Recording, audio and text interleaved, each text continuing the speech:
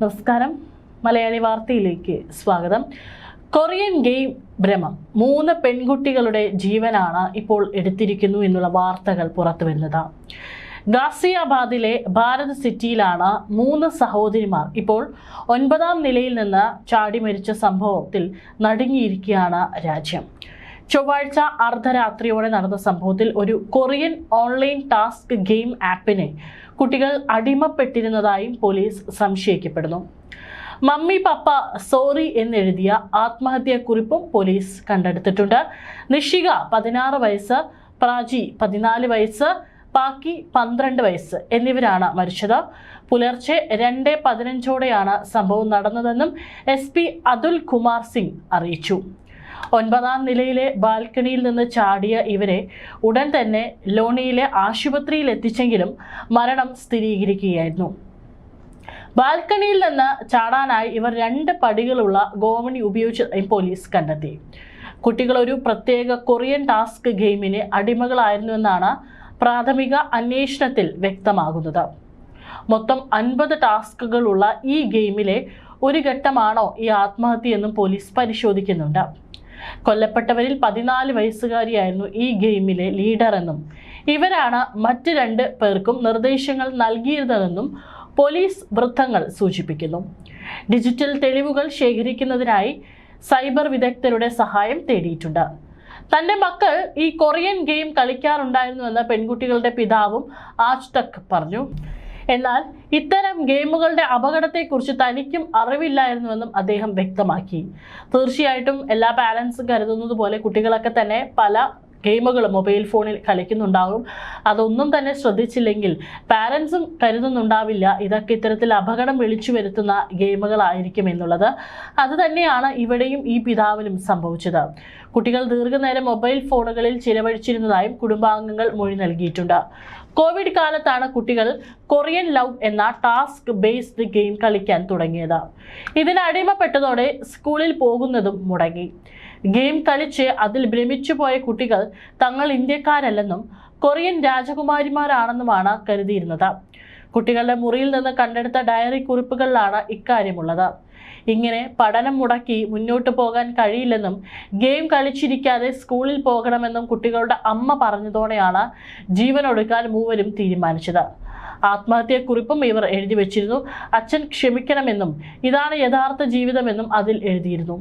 പുലർച്ചെ 2 മണിയോടെ ഫ്ളാറ്റിലെ പൂജാമുറിയിൽ കുട്ടികൾ കയറി. ഇതിന്റെ ഉയരത്തിലുള്ള ജനാലകളിലൊന്നിന് അഴികൾ ഉണ്ടായിരുന്നില്ല. ഇത് തുറന്ന ശേഷം കസേരയിട്ട് അവിടേക്ക് ഓരോരുത്തരായി വലിഞ്ഞു കയറുകയും താഴേക്ക് ചാടുകയുമായിരുന്നു. ശബ്ദം കേട്ട് ഓടിയെത്തിയ സെക്യൂരിറ്റി ജീവനക്കാരനാണ് ഗുരുതരമായി പരിക്കേറ്റ നിലയിൽ മൂവരെയും കണ്ടെത്തിയത്. ഉടൻ ആശുപത്രിയിൽ എത്തിച്ചുവെങ്കിലും ജീവൻ രക്ഷിക്കാനായില്ല.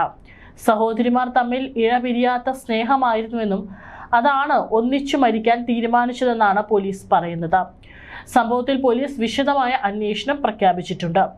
സംഭവത്തിൽ കൂടുതൽ വ്യക്തത വരുത്തുന്നതിനായി പെൺകുട്ടികളുടെ മൊബൈൽ ഫോണുകളും മറ്റ് ഡിജിറ്റൽ ഉപകരണങ്ങളും പോലീസ് വിശദമായി പരിശോധിക്കുകയാണ്.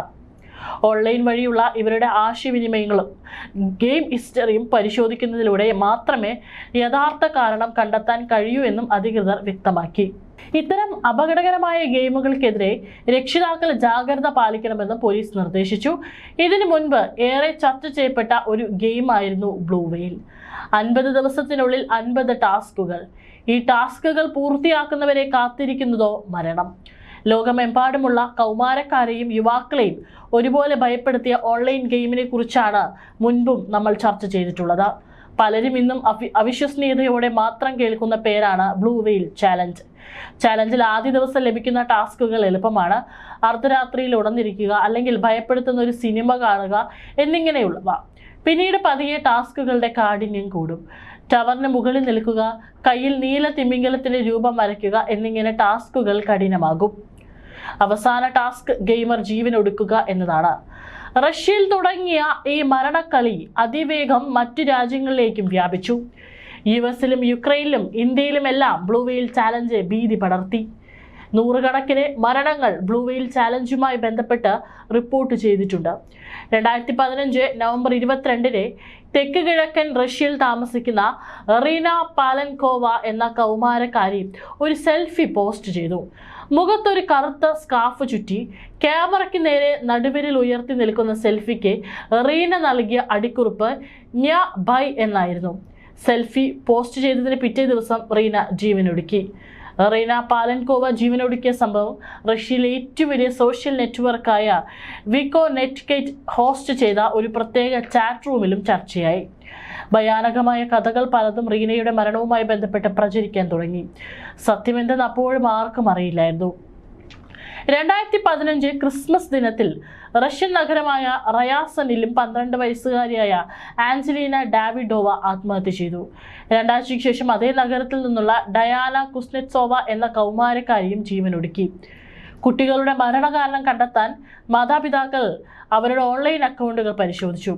2 പെൺകുട്ടികളെയും സമാനമായ ഓൺലൈൻ ഗ്രൂപ്പുകളിലെ അംഗങ്ങളാണെന്നും ഈ ഗ്രൂപ്പുകളിൽ റീന പാലൻകോവയുടെ ചിത്രങ്ങൾ, ആത്മഹത്യയെക്കുറിച്ചുള്ള പോസ്റ്റുകൾ, ബ്ലൂ വെയിലിനെ കുറിച്ചുള്ള പരാമർശങ്ങൾ എന്നിവ ഉണ്ടായിരുന്നു.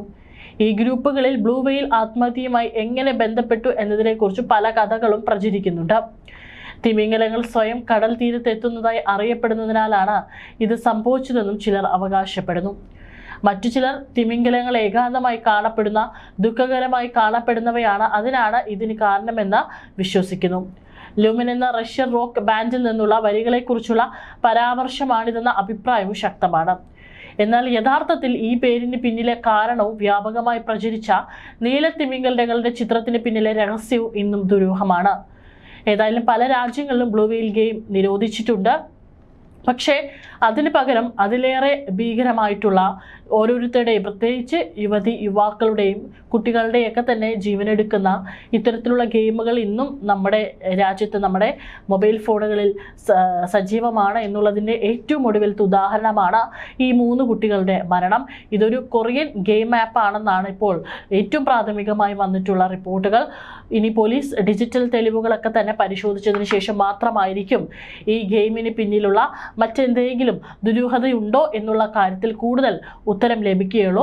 മാത്രമല്ല, മാതാപിതാക്കളും കൃത്യമായി തന്നെ ഇതിലൊരു മുൻകരുതൽ എടുക്കണം.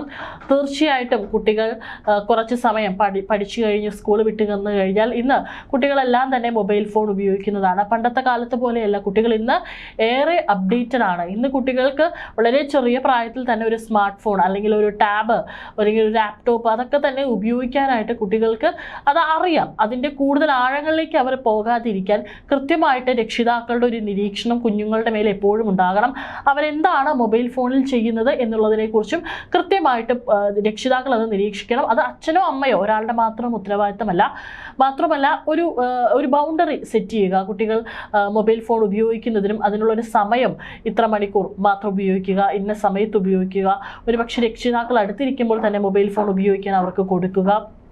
അല്ലാതെ റൂമിലേക്ക് സ്വകാര്യമായി കൊണ്ടുപോയി മൊബൈൽ ഫോൺ ഉപയോഗിക്കാതിരിക്കാൻ ഒരു ബൗണ്ടറി സെറ്റ് ചെയ്യുന്നതും എത്രത്തോളം ഉപകാരമായിരിക്കും എന്ന് മാത്രമേ പറയാനുള്ളൂ. തീർച്ചയായിട്ടും രക്ഷിതാക്കളും ശ്രദ്ധിക്കണം. ഏതായാലും ഇപ്പോൾ ഈ 3 സഹോദരിമാരുടെ മരണത്തിന് പിന്നാലെ പോലീസ് അന്വേഷണം വ്യാപിപ്പിച്ചിട്ടുണ്ട്. മറ്റേതെങ്കിലും കുട്ടികൾ ഇത്തരത്തിൽ ഈ ഒരു ഗെയിമിന് അഡിക്റ്റ് ആണോ എന്നുള്ള കാര്യങ്ങളൊക്കെ തന്നെ പോലീസ് അന്വേഷിച്ച് വരികയാണ്.